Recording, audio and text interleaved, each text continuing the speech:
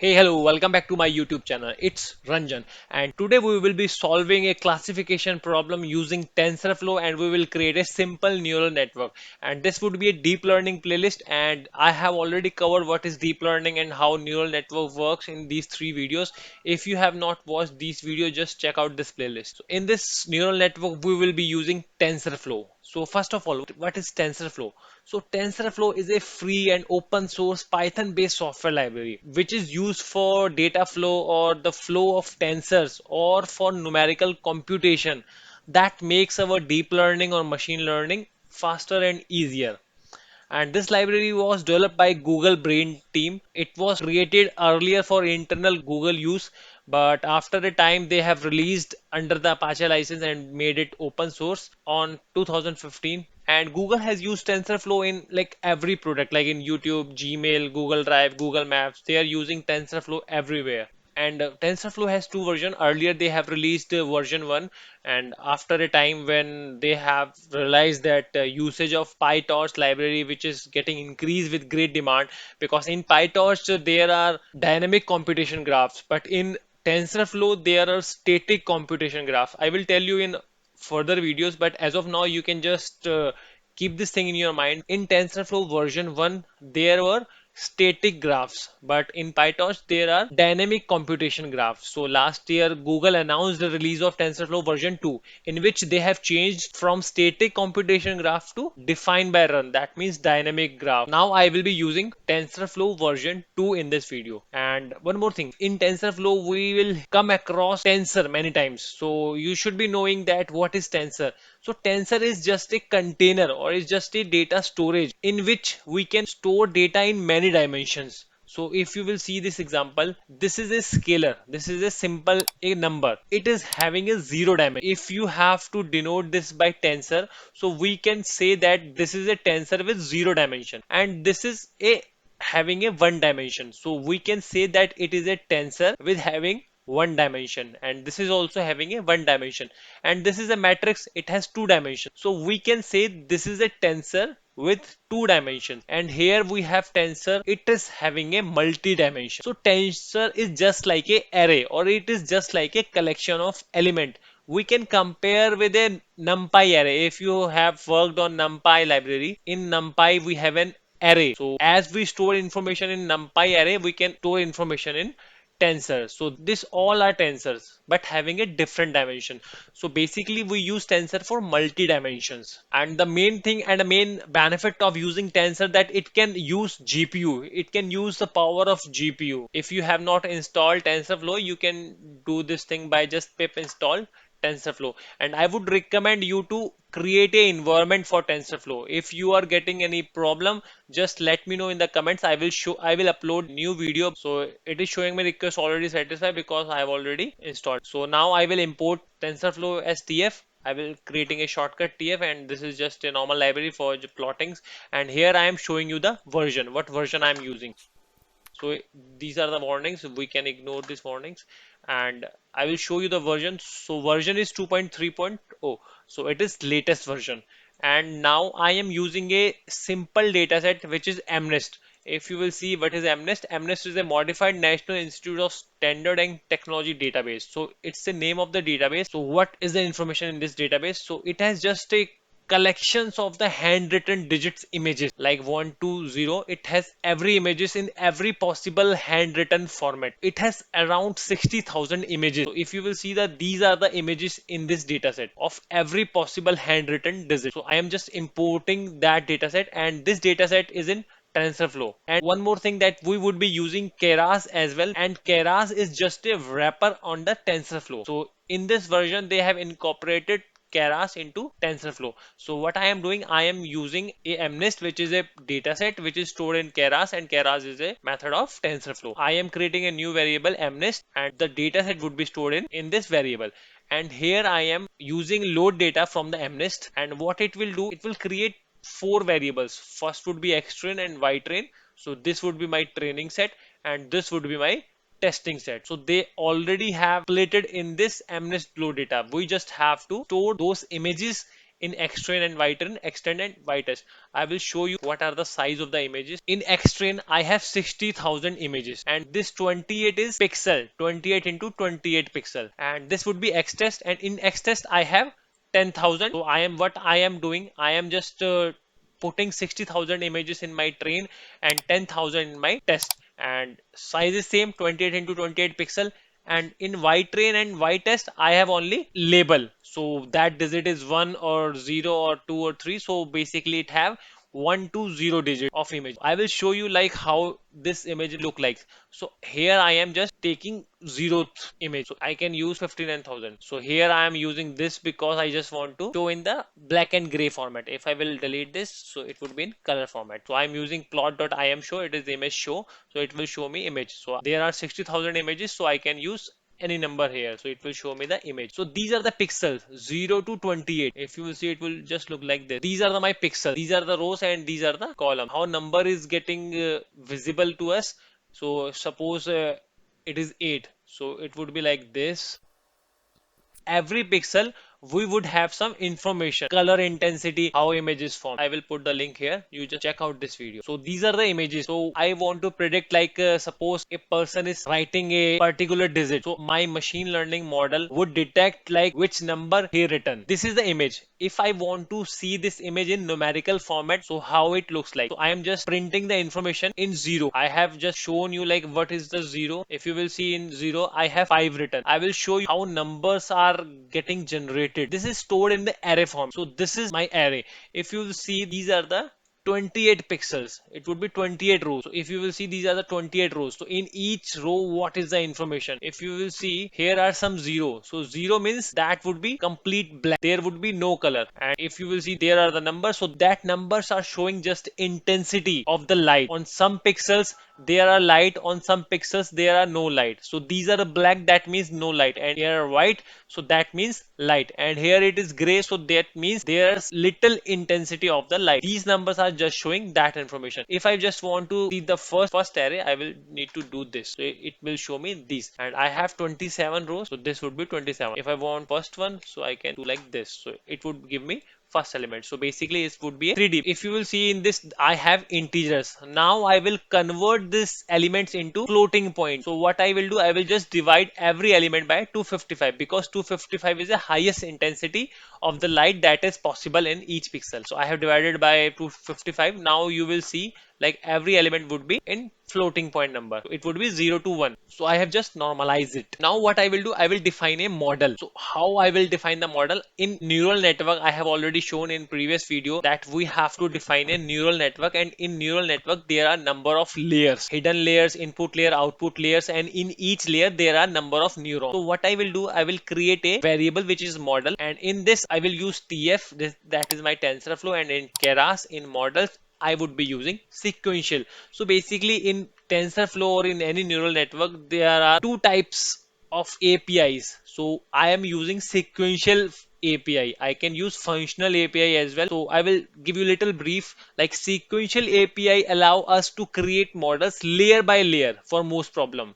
Like we can define each layer. So but it is limited that it will not allow us to create model that share layers. If we want to share this layer to this layer, that is not possible. In that case we have to use functional API. In this example I am showing you sequential API. In this I am defining first layer, that is my layers. In this I am using flatten. So what is flatten? I will show you. So what flatten layer does, it will just collapse, or it will just convert our multi-dimension of the input. Because if you will see, our input has multi-dimension, it will convert that multi-dimension into single dimension. I will show you how it looks like. I'm just giving you a pictorial representation so that you can get a better clarity. So if you will see, these are the multi dimensions. So what it will do, it is just organizing the things, organizing the array in one dimension. So flatten layer would do like this. That means flattening it tensor means to remove all the dimensions except for one. Here you will see the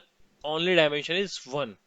So flatten is used to reshape the tensor, because in some cases if I have many dimensions here, but in next layer I have single neuron and I have to pass whole information to this neuron. So I have to, here we have multi dimensions, but here I have to pass the information in single dimension to each neuron, such like that. So that's why I use flatten layer. And in next layer, I am using dense layer. So dense layer means which layer is connected to each and every neuron. So that would be a mesh layer.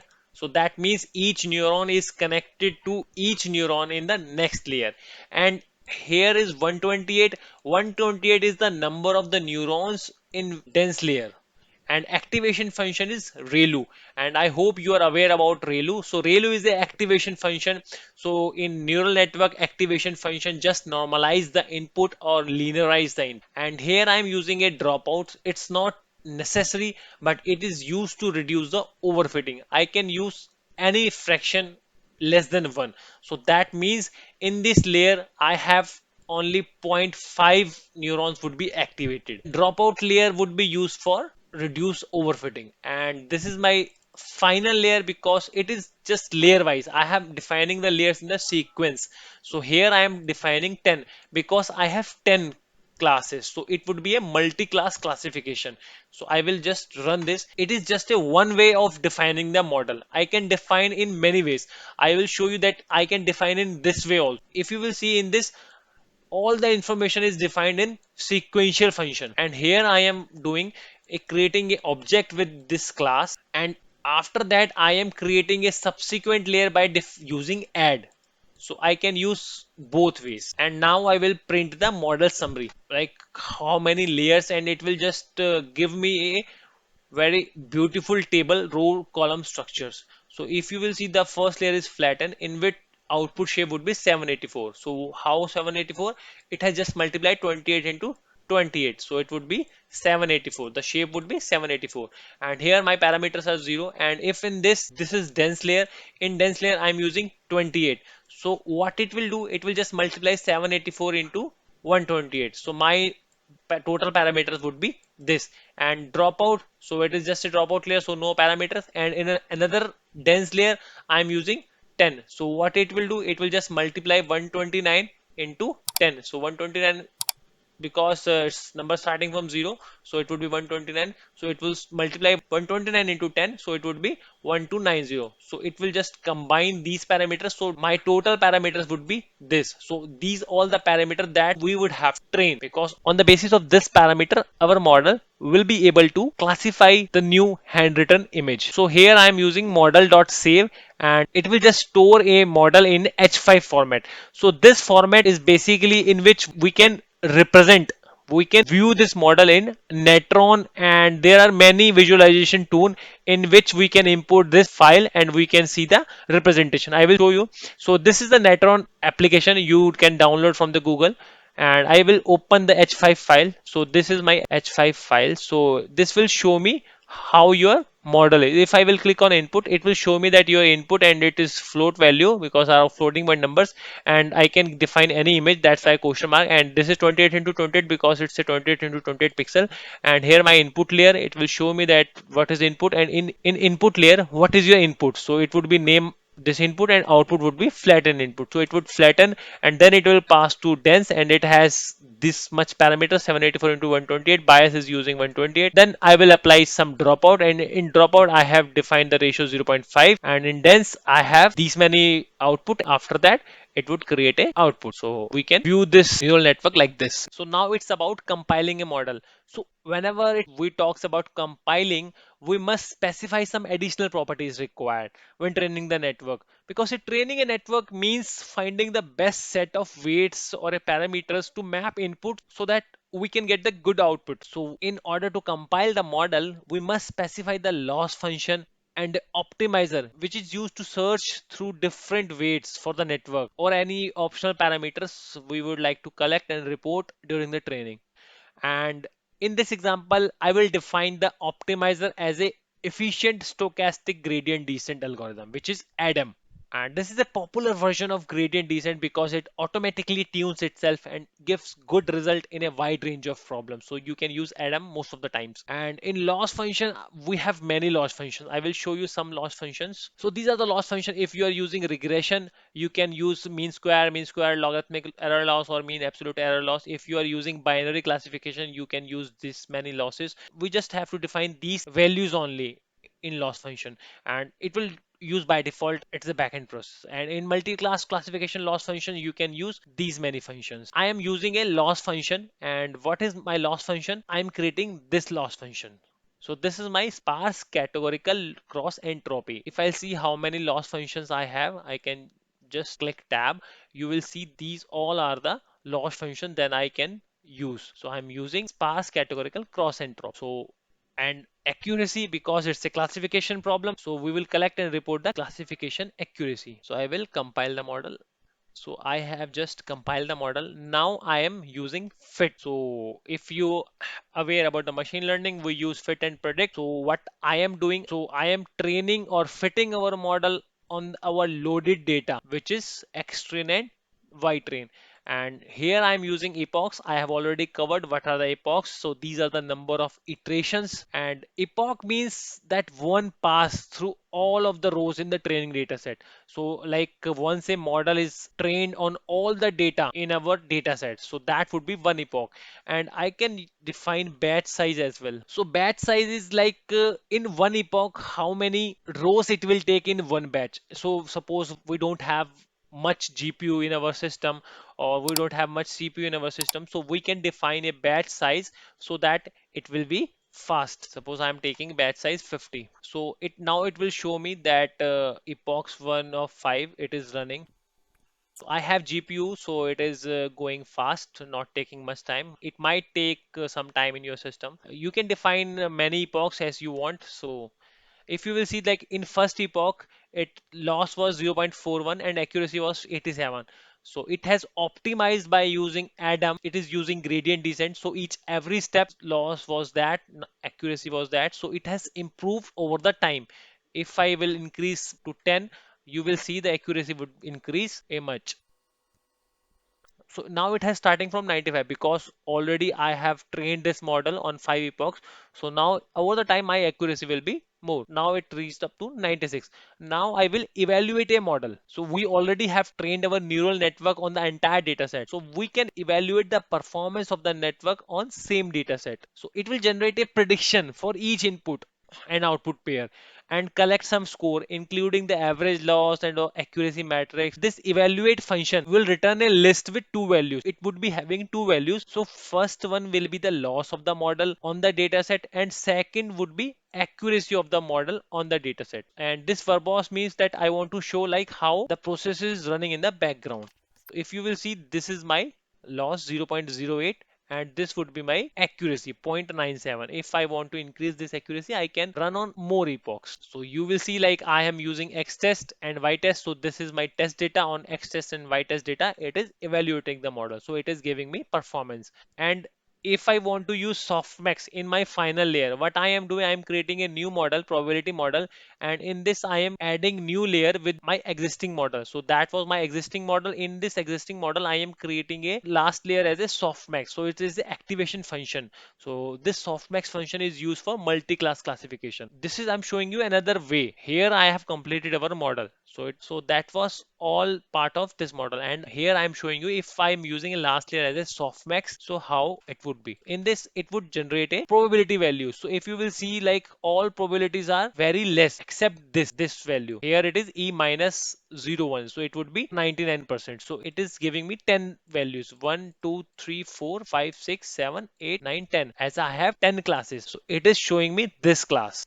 I will show you how it would be. So in the last layer, I would be having a 10 neurons. 1, 2, 3. Suppose this would be 1, 0, 2, 3, 4, 5, 6, 7, 8, 9. So these 10 neurons I would be having in my final layer. So it would give some value at every point. So in this, suppose this is giving some probability value is 0.04, 0.12, 0.35, 0.46, like 0.90, 0.80 or 0.70 or 0.80, 0.70 or 0.99 and 0.10. So if you will see see like in all the probabilities are less than 0.99. So that means that this is our, so whatever like input is, this is suppose it is looking like this. So all layers, it would be all layers, and once it will go to the final layer, it would be somewhere like this. So it would be go to this point. So our model would detect that this, yes, right, this is a 8. So it would be like this. So that's the way how softmax works. And if you want to visualize things more clearly, we have TensorBoard. So that is the visualization tool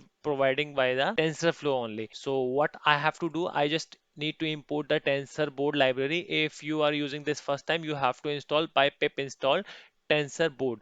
And here I'm using normal things for just creating a log, and here I am just using a log directory, so it will store in these logs. If I want to visualize later on, I can store this logs.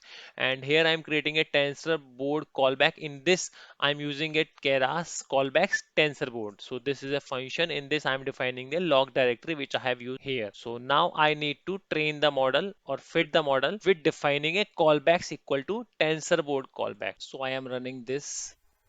It will take 5 epochs. Once it is completed, we will run TensorBoard. In this TensorBoard, I am using logs that I have defined the directory here. So I will define, click on this. So once I will run, I will see some dashboard. And if I want to open the dashboard in the URL, you can see that it is running on port 606.